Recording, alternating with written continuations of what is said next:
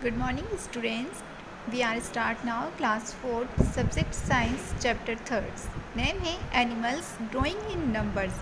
For life to go on, each living being should leave behind one of its own kind. The process of producing one's kind is called reproduction.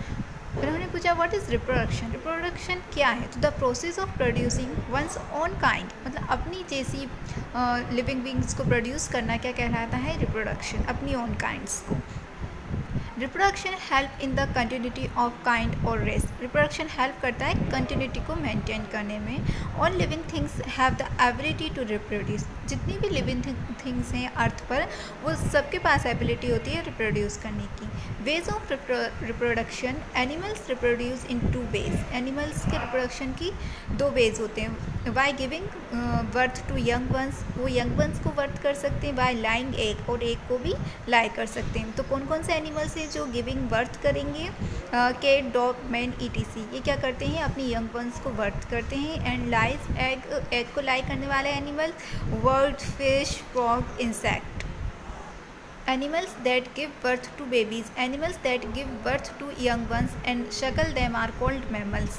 Their bodies are covered. जो mammals होते हैं उनकी bodies covered होती है hair से. These animals carry their young ones. वो अपने young ones को carry कर सकते हैं अपनी body के अंदर till they are fully developed, जब तक वो पूरी तरह से develop ना हो जाए born होने के लिए.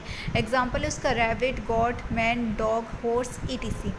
Care of the young ones. Mammals take care of their babies for a long time. जो मैमल्स होते हैं वो अपनी बेबीज़ की लंबे समय तक देखभाल कर सकते हैं. Usually the mother care for the young once. ज़्यादातर क्या मदर्स जो होती हैं वो अपनी यंग वंस की, अपनी बेबीज़ की क्या करती हैं?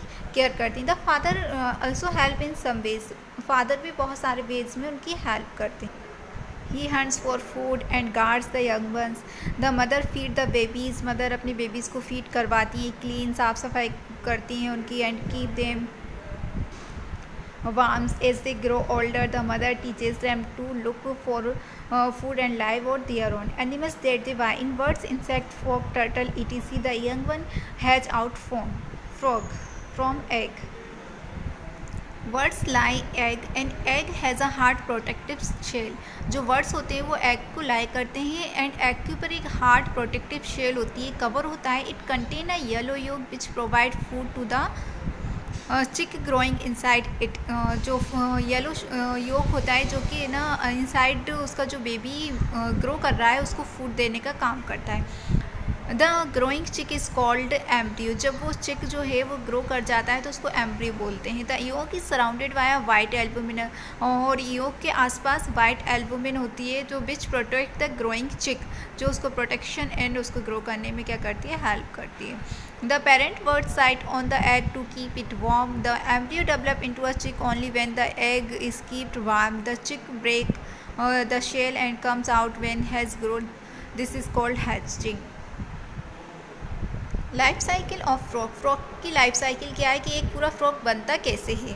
तो frog begins life as a sticky eggs. Egg से पूरा फ्रॉग बनने की प्रोसेस हम इसमें स्टडी करने वाले हैं. The mother frog lies around 1000 eggs. जो मदर होती है वो अपने आसपास बहुत सारे 1000 एग्स को क्या करती है? कैरी करती है. And water at a time. A jelly like substance covering these eggs hold all eggs together.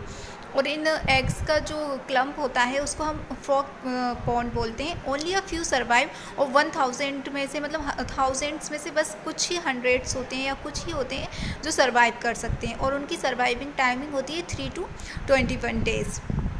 They hedge faster. और अगर इनको सर्वाइव करने के लिए, हेज करने के लिए जल्दी करवाना है तो वार्म वाटर में इनको रखिए तो ये जल्दी हेज करते हैं. Each hedges into an embryo. और हर हेज क्या कन्वर्ट हो जाता है उसके बाद टेडपोल बनता है. एंड टेडपोल को फूड की रिक्वायरमेंट होती है. जो अपने आसपास टिनी एल्गीज प्लांट्स होते हैं उनको खाकर अपनी फूड की रिक्वायरमेंट को कंप्लीट करता है. नेक्स्ट आते हैं आपके इंसेक्ट के. All insect like house flies, butterflies, cockroach and grass ओपर लाई एग. ये भी इंसेक्ट भी क्या करते हैं? एग्स को लाई करते हैं. ये यंग वंस को बर्थ नहीं करती.